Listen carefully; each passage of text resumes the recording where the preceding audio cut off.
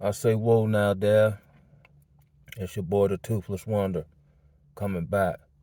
This one probably be my best one though, cause a lot of times I just be making them just to make them, or somebody will cover, that I listen to on YouTube will cover a topic, and then I'll run off of it and put my 2 cents in on it.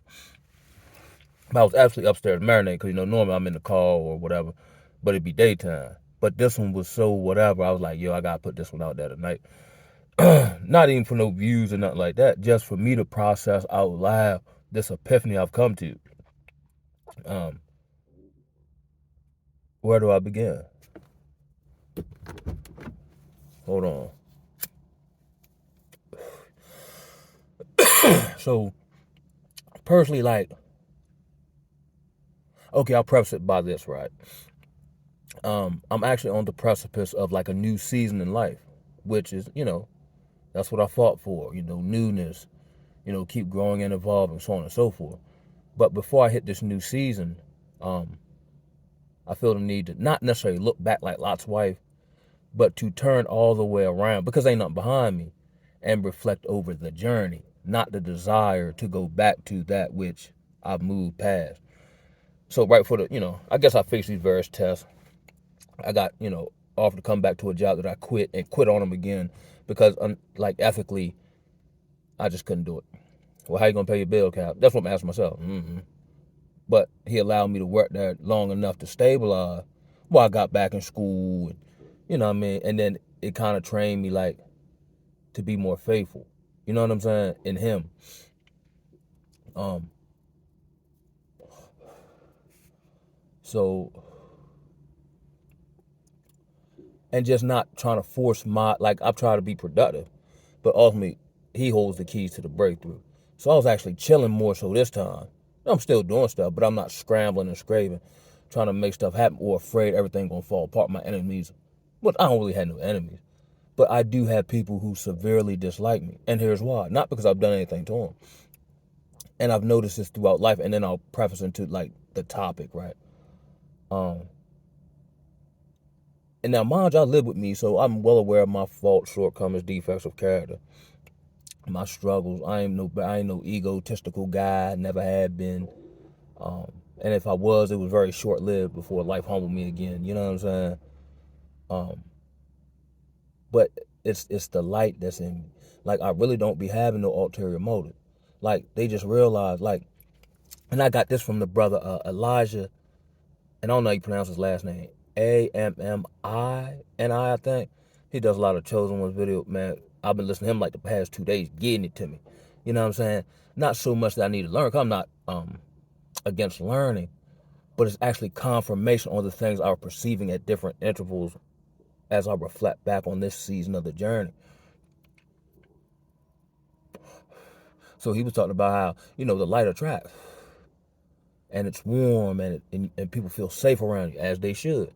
Because I'm not looking, and I can see people's vulnerabilities, but I don't want to explore them for my own benefit, because I'm afraid God gonna get me, and I know He is, and He gonna make an example out of me in front of everybody, and that kind of alludes to, the first brother I heard said was the Iron and the Soul brother, and I've heard other YouTubers. I'm pretty sure they got it from him, but this topic will actually be called the disappointment ritual. And not that I want to be chosen, because you don't do the choosing, you get chosen. I heard someone say, like, so what are you chosen for? Well, first, you're chosen to suffer. You get, even though a lot of us have certain proclivities that we don't always, like, all the way fit in, we still have to be purged out of the world. Like, even with my last job, when I was getting back to that, like, a job title, finance don't make me. That's not what gives me value or what makes me stick my head up. What makes me stick my head up is all the stuff along the journey that I endured and got through. So I have an internal strength that most people don't have. And that's why they hate me. I can walk away with a job with no problem because the job messing with my peace. Okay, I'm making money, but now y'all chipping away at the very thing that makes me great. No, you don't need it. Because I value that now. Because I had to fight so hard or walk through such arduous terrain along the journey to get it. But I was just thinking, right? Now, granted, I don't really be fooled people, but I, talk to people online through Messenger or whatever. And I'm actually everybody's, like, my former coworkers. Some are still there, some have moved on, don't work there, got fired, whatever. I'm actually like their unofficial sponsor. I mean, not sponsor, but like counselor. Like, these people who have education come to me for suggestions or what should I think. Um, and I've noticed, right, just out the blue, now all of them don't all communicate with each other. And when I count it in my head, it's like 10 to 12 people who I had somewhat regular conversation with, communication with online, who all have instantly stopped talking to me or stopped responding. Which, to be honest, I don't care. But it's so odd, and the number, that I have to take a look at, like, why did this happen? Or what's going on behind the scenes here. Unless someone, maybe my supervisor, I'm assuming, put a bad bone out on me in an effort to, like, undermine my efforts or my influence. Because before I quit, I was this close to staging a work stoppage, a worker strike. Yeah, yeah. And everybody would have went along with it. Because my coworker know I got their back. Not because I say that, but because I've been in a situation where I've shown them that. I've gone, and went to war with the leadership on behest of the people I'm shoulder to shoulder with. I thought that's what I was supposed to do. You know what I mean? But now they're talking to me, whatever. I don't really care, but it just makes me look at it like, and then they'll label you crazy, like what I say ain't valid. But if what I say ain't valid, how come you can't name nothing I done lied about or anything that I said that didn't come true, or um how I tell you how I operate in life, and you don't see me stressed out. But they labeled it when you're different, but now, one, I was predisposed to be different, but two, now I'm more self-aware of how different I am and the spiritual aspect of it all. But I've noticed, like, and then there was this one particular, like, we used to have more, because I'm a stickler, like, I love, like, meaningful, intellectual, interpersonal conversation. And then she stopped talking to me, which I admit was kind of disappointed, because I enjoy hearing, because, she had, education, or I like hearing her, particular view on, the industry we were in, whatever. And I thought maybe possibly we could, just hang out, whatever. Of course, holding everyone's, my best intentions toward everyone involved. But then I realized something as I'm on this precipice of this new season, and then seeing these people operate behaviorally, they can't have any attachment to me. They can't have communication with me. They can't, because they're going to, and one of the reasons why I left, because I felt like they were about to try to set me up in that, because I'm the only one in there who doesn't have any dirt on his name, because I haven't done any dirt. You see what I'm saying? And I think that was maybe the precipice or the catalyst for it, because I actually said it as a joke to this one particular girl who had rumors of her dealing with a client, and come to find out it was actually true. And I think she stopped talking to me because now she knows I know what she was attempting to do. So of course nobody's gonna be like, oh, I'm sorry, or whatever. They'll just stop talking to you like you done did something to them. But you just try to set me up or put me in your Charlotte's web. No.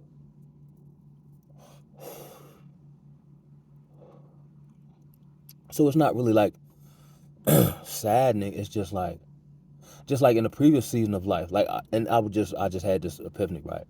Like some years back, I got like a bunch of money that I didn't deserve when I got hit by a car. But I was drunk when I got hit, but it worked out. Ultimately, not the way I thought though. And I had this, like, quote, not a vision, but like this image in my mind of like an open door, but the door is dark. And something saying, come on. But I can't see what's beyond the door. So I'm like, all right, I'll go.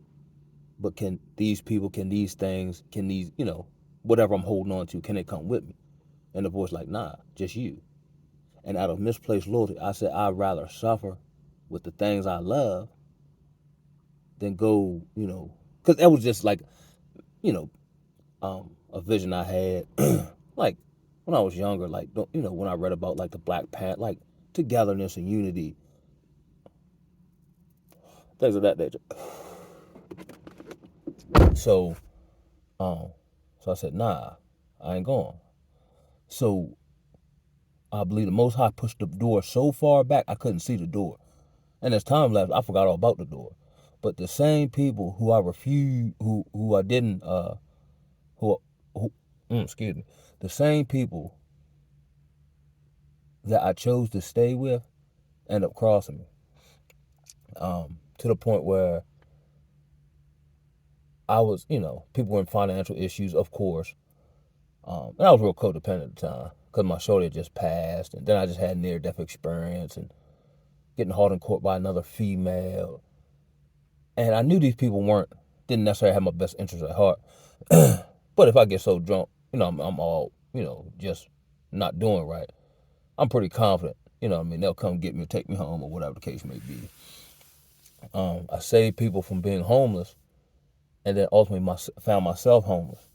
And when I went back to the same people who I saved or protected, they looked like, I can remember the look on their face, like it was either like the audacity, or I saw like this, almost like this devilish grin, like my particular plight gave them joy.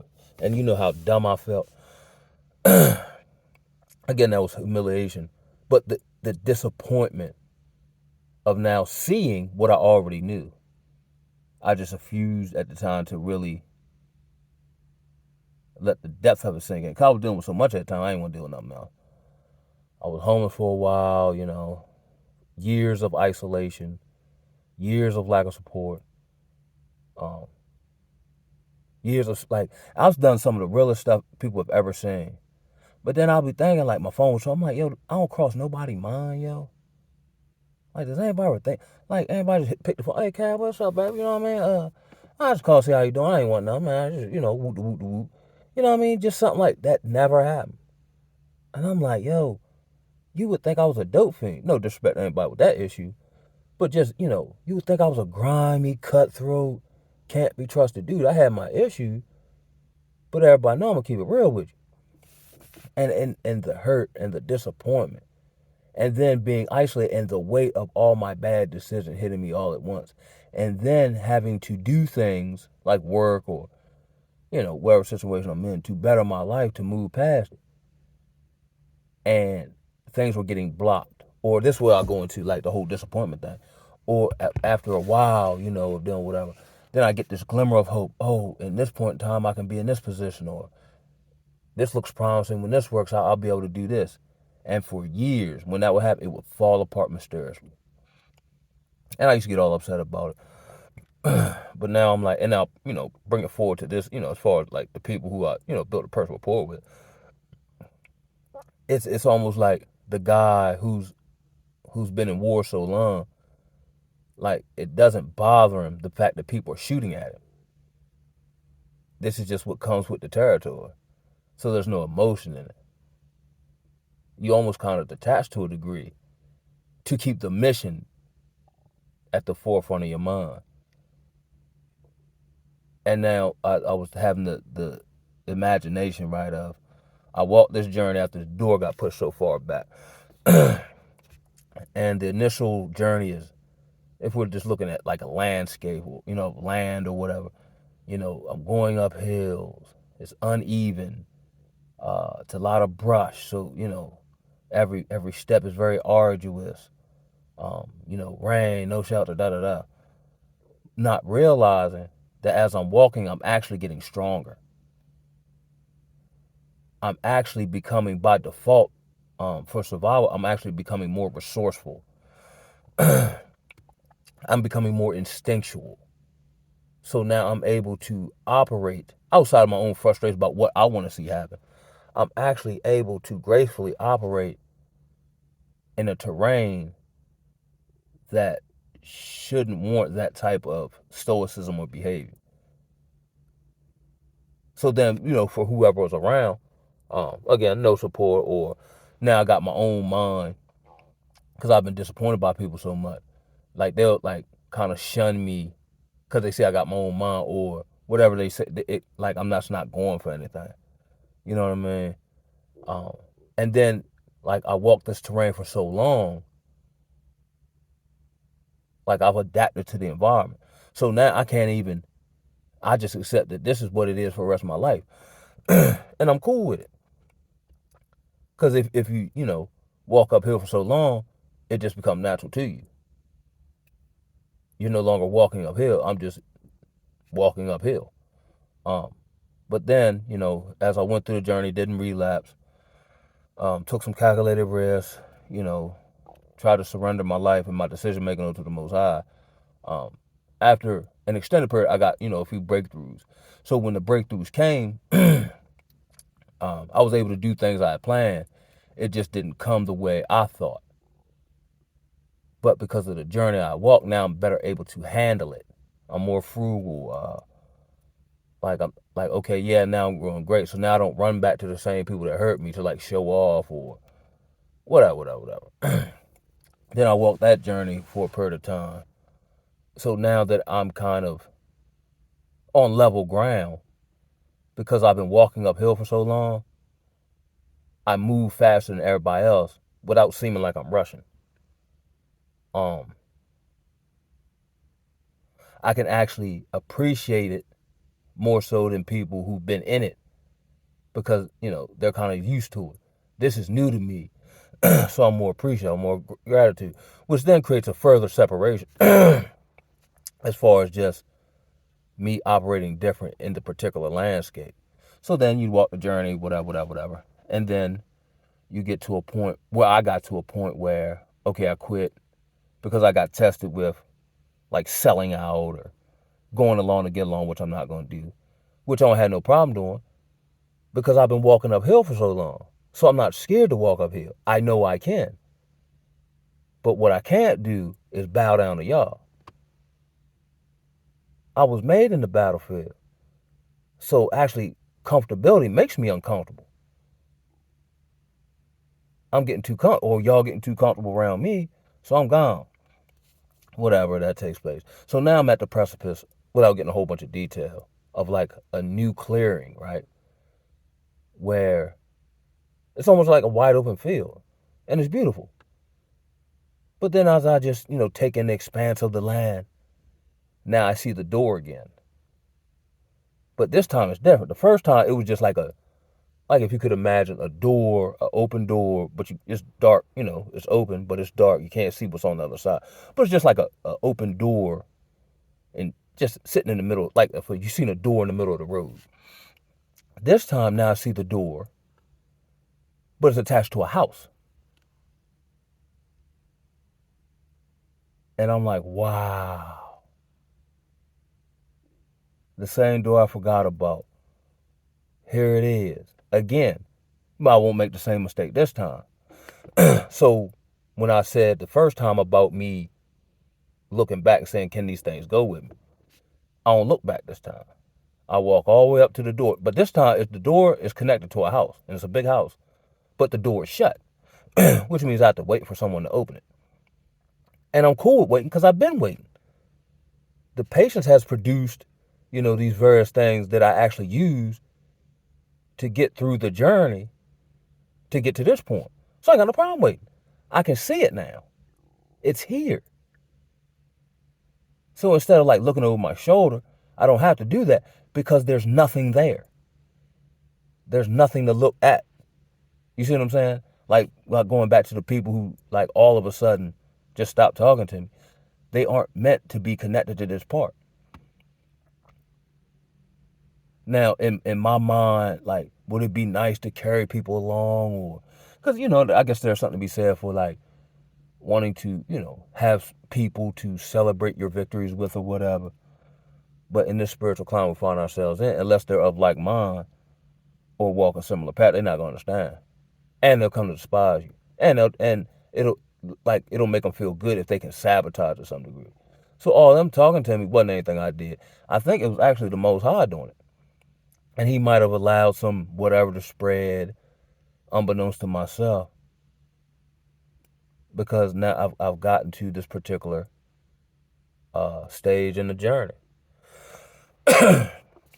So like I said, instead of looking over my shoulder saying, can these things go? I don't have to look over because nothing's there. What I actually do this time is I walk up on the porch and I sit down and I look back over the journey. Not looking back for people or old mindsets or habits, I plop down on the porch. I take in the whole expanse of the wide open land. And I kind of smile. And it's like, I don't even know what to call it. It's like, I did it. You know what I'm saying? Or I endured long enough or whatever. And it's crazy because along this journey, like I've had to cut a lot of people off.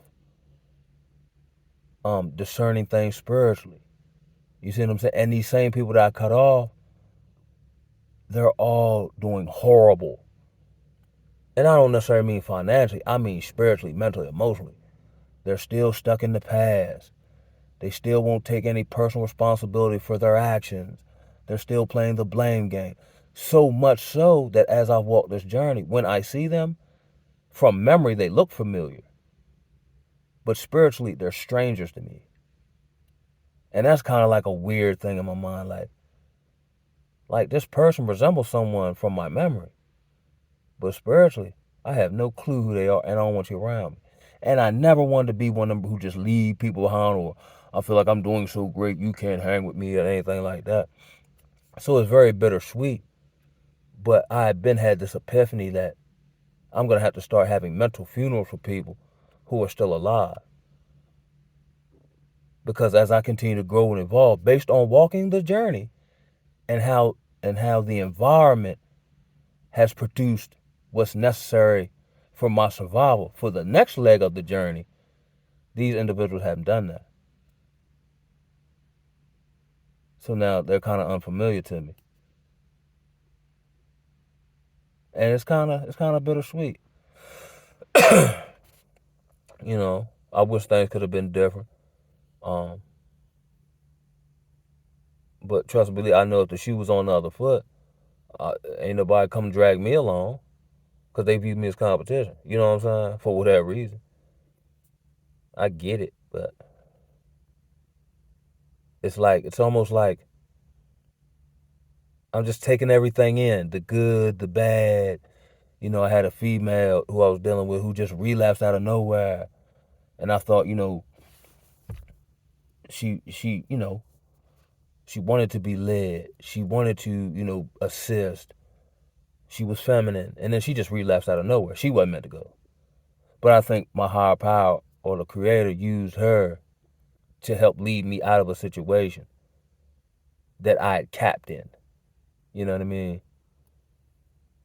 And that's another thing I learned: when something over is over, and I move on.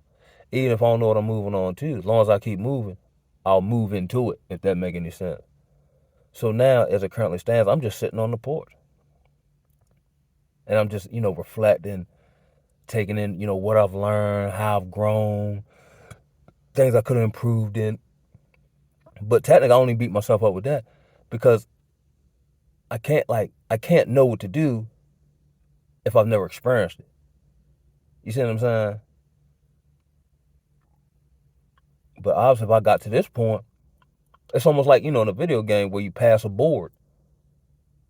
So I'm just sitting on, waiting for the creator to open the door. And when they open the door, I get up, dust myself off, turn around, and not forget all about the journey, but forget about all the people or all the, stupid stuff. And then, I get to, come home, rest, you know, uh, just rest, you know what I'm saying? It's home. Home is a place where you rest, where you get peace at. And then I walk out the back door onto another journey.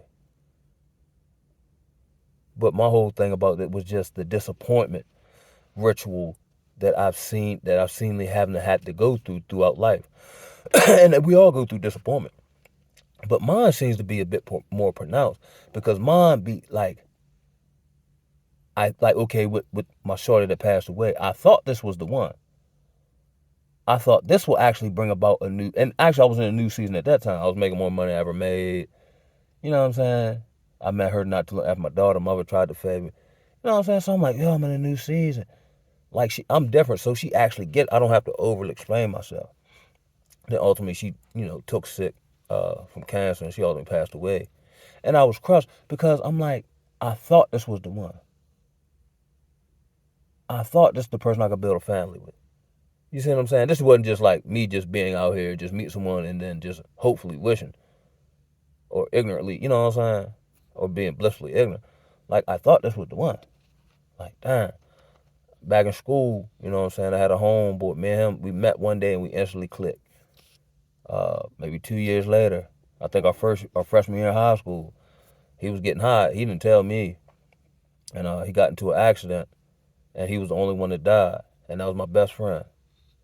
So now, like, I got a real road dog. Because I kind of grew up outside of town in isolation. So now I got a real home, you know what I'm saying? And we just kick it. Like, we'd compliment each other well. You know what I'm saying? We was, like, planning on uh, going to college together and playing sports and disappointed with that. Like, that dream out the window. Then I was pretty decent at sports. Like, I probably wouldn't have went to no league or nothing like that, but I had D1 level talent for, what a Power 5, Power 6 conference school. Got in some trouble, actually moved to a suburb outside of Baltimore. And 2 days after I turned 18, I actually got into a physical altercation with the police in which they trumped up all these charges on me, but they wouldn't let me play basketball. So there's another disappointment ritual because, basically I'm going to school to play ball, and then once I get to college, then I'll figure out what I'm going to do. Because don't none of this stuff really seem fulfilling. Like going to no 9 to 5 corporate culture where you got to get all butt broken. Ain't none of that stuff make no sense to me. I'll figure out when I get to college. But I'm playing ball in the meantime. And once that dream was dead, the disappointment of that, I just started drinking and smoking. 'Cause I don't know what to do with myself now. And I don't find nothing else fulfilling. And the very things that I've dreamt about since I can remember have been obliterated. Now what do I do? And then the rare time you might ask some older black or whoever, they give you some answer don't make no sense. Just go work, and just live this just this, robotic kind of lifestyle. And so then, I used to get locked up. I went to jail every year from 18 to 25, just trying to find myself, trying to find my way. Then I stopped going to jail because I just stopped like doing dumb shit.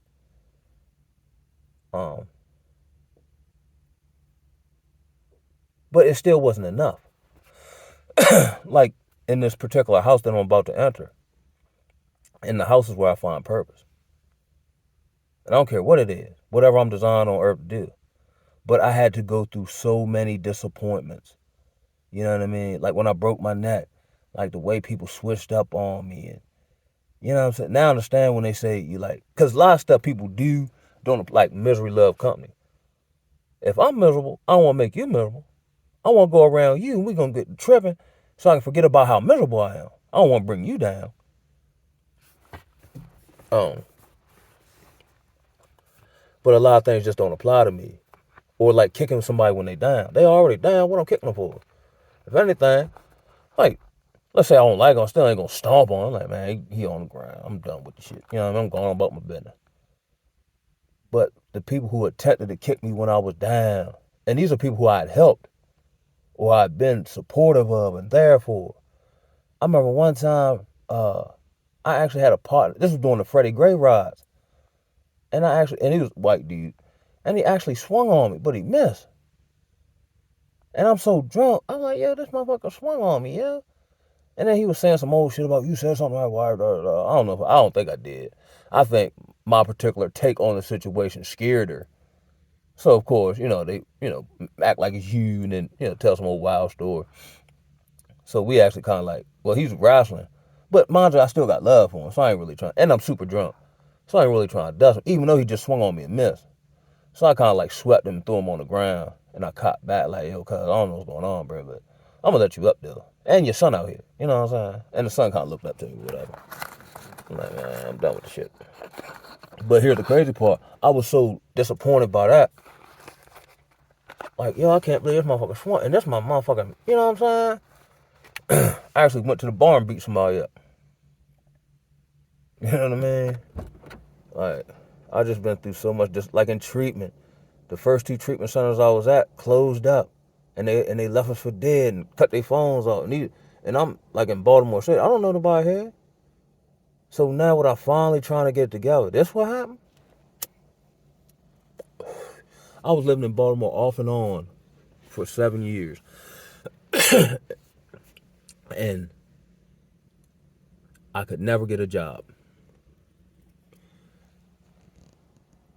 They would say my background. I'm like, yo, you mean tell me compared to West B More, yo, you don't want to hire me in your establishment, but you'll hire him? But that again, that was the Most High building character, training me to trust in Him, training me to provide. You know what I'm saying? Without when's it gonna happen? When? It'll happen when it's supposed to happen. In the meantime, twin time, I'm chilling, cause it's obvious He ain't brought me this far to leave, and it's almost like He want to show off His power by how He's reformed me. They will know I'm real through you. Even when I quit smoking cigarettes. You know what I'm saying? I'll amaze you. Like, I'm amazed that when I take a step outside myself, like I don't even have the same desires no more. Because through the disappointment, I seen the futility in all of it. and now when it's genuine and authentic, it's the one, friends and intimate relationship, one of the most beautiful things on earth. But now, it was like He did all that way back then to protect me and let me see it now. Because let's say what happened for the people not talking to me now, had I not been through what I've been through, I might be calling like, yo, what's up, yo? I don't even care. I know people come, keep go. And it's not just annoying. I'm used to operating in it.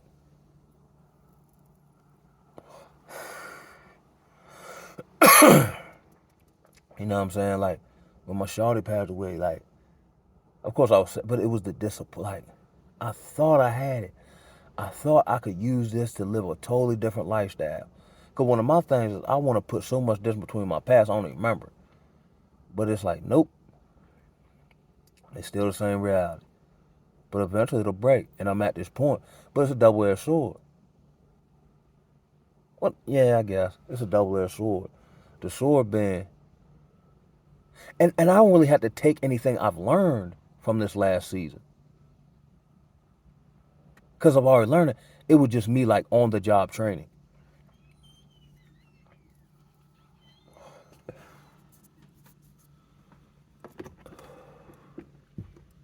That's essentially what it was. So the people, the lessons, they're already ingrained in me. I just passed the test. So I guess that would just be my little video, passing the disappointment ritual.